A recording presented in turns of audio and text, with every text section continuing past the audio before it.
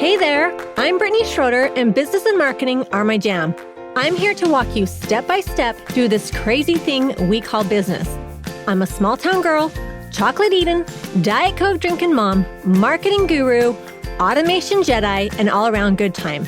This is your weekly dose of all things business and life, sprinkled with some fun.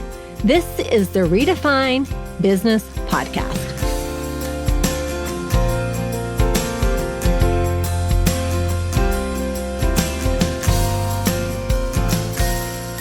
Welcome to another episode of Redefine Business Podcast.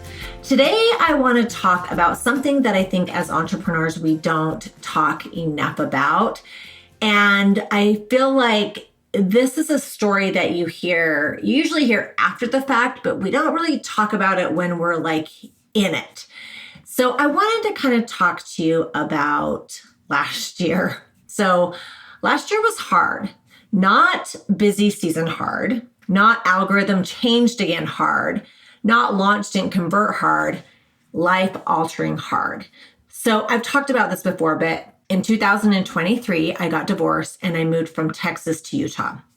I grew up in Utah, but I had been gone for 20 years. So it was a new state, a new home, a new normal, and I was rebuilding everything at once. My personal life, my identity, my routines, all things, right? Well, shortly after we moved to Utah, my son left for Brazil on a 2-year mission for our church. And he's actually, as I'm recording this, he's actually coming home tomorrow. So that's so exciting. But he's been gone for 2 years. So he was in a different hemisphere. It was a different language, different everything. And I was so proud of him. But at the same time, it was just different. It was a loss to me, right? And to my daughter.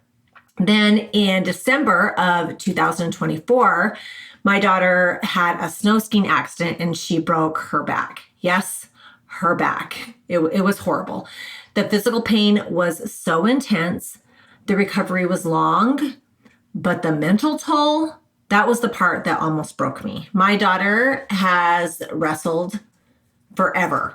It feels like almost her entire life, but it's like 7 years. I think she wrestled for 7 years. So it was so hard for her. Wrestling wasn't just a sport to her, it was her identity. And it shaped how she saw herself. Strong, disciplined, tough, that like a part of a team, all of those things. It was so much her. Then in one moment on a mountain, that identity was taken away. As her mom, I wasn't just navigating the doctor visits and the physical therapy, but I was helping her grieve who she thought she was. And it was rough. And I've always taken motherhood seriously. It is my number one priority. And I don't say that casually. I say it with conviction. Like, I love being a mom and it is so important to me. And I have always wanted to be a mom. I chose this role and I really treasure it. So between a divorce, a cross-state move, my son leaving the country, and my daughter breaking her back, I was mentally, physically, and emotionally exhausted. So exhausted. I was so tired. And I was also the provider. So here's the part that we don't talk about enough.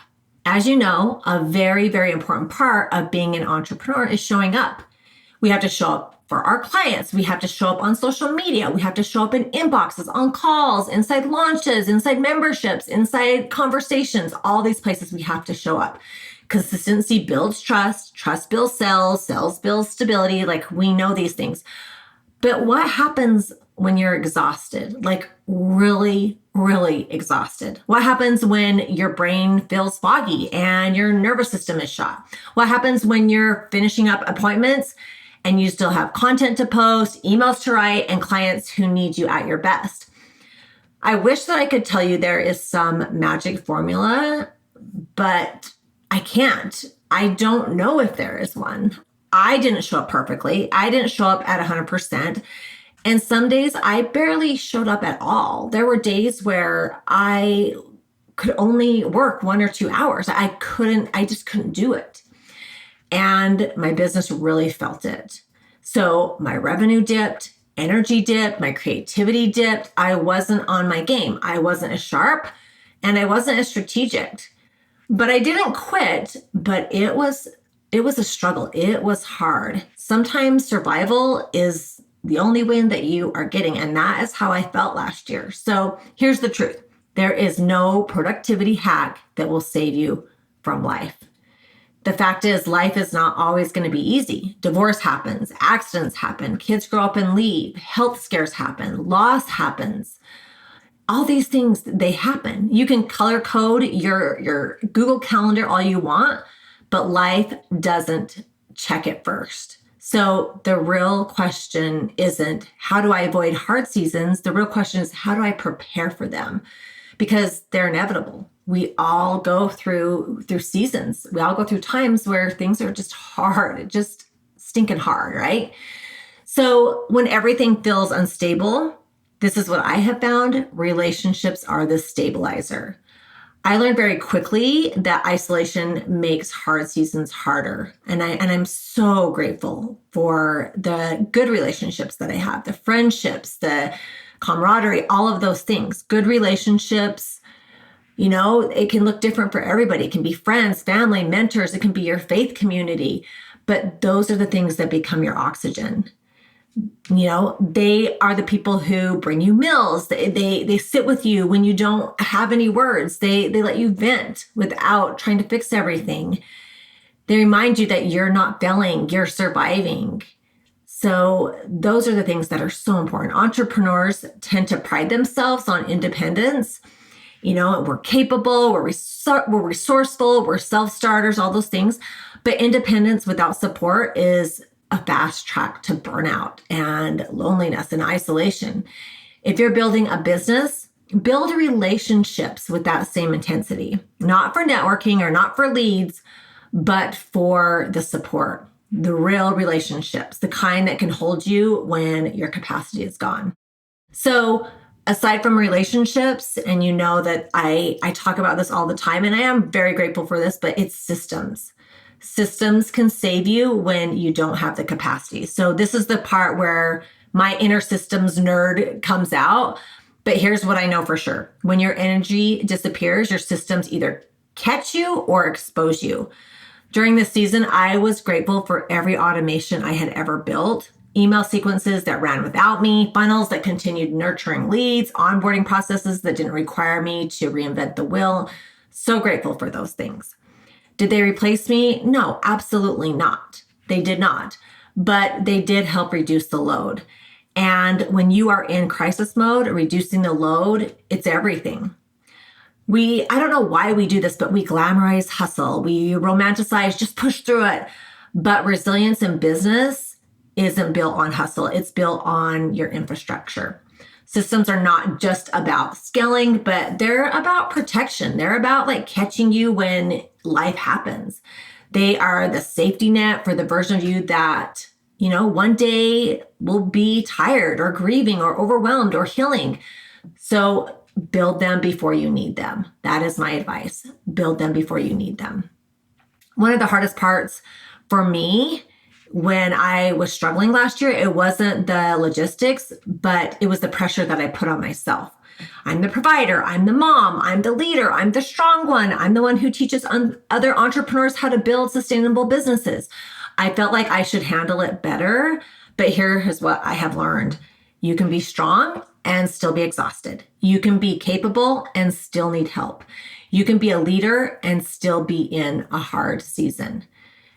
Being human is not a brand flaw, it's just reality. And honestly, the entrepreneurs who pretend life never touches them are not the ones building sustainable businesses. The ones who build longevity are the ones who build margin. So what I would do differently and what I'm doing now is hard seasons, they reveal weaknesses, and not to shame you, but to strengthen you. If I could go back, these are the things I would do. I would build even more reoccurring revenue. I would reduce reliance on real-time energy like constant content creation, expand my support network sooner, prioritize my own self-care and recovery just as seriously as my daughter's physical therapy. I wish I would have taken better care of myself, but I was constantly taking care of everybody else but myself. So now I'm doubling down on margin, more automations, clearer offers, less noise, deeper relationships, because I don't want a business that only works when I'm at my peak performance. I want a business that works when I'm just being human and I'm living life. So, if you are in a hard season right now, maybe you're listening to this and maybe this is you right now. You're tired, you're stressed, you're showing up, but it feels so heavy. Let me say this. You are not weak. You are not behind. You are not failing. You're just navigating real life. And if you can keep going, even imperfectly, you're stronger than you think. But also don't wait for the next crisis to prepare with your business. Build relationships now, build systems now, build margin now, because one day you may need them more than you realize. Last year broke parts of me. It was exhausting and tiring, and I hope my brain can recover from all of that. But it also clarified me, and it reminded me that motherhood is my priority, that business is a vehicle and not my identity, that showing up doesn't always mean shining. Sometimes it just means staying, and sometimes staying is enough. So I hope that if you are in this hard time in your life or you've been through it, have compassion for yourself, have compassion for others, but try to plan and prepare for it because it's inevitable. So I hope you found this helpful, and just always know that we are in the trenches together. All right, I will see you all next time. Let's not stop the party here. Head on over to my Instagram or Facebook group, Redefine Your Business, and let me know your thoughts about today's show. I will see you again, same time, same place, next week.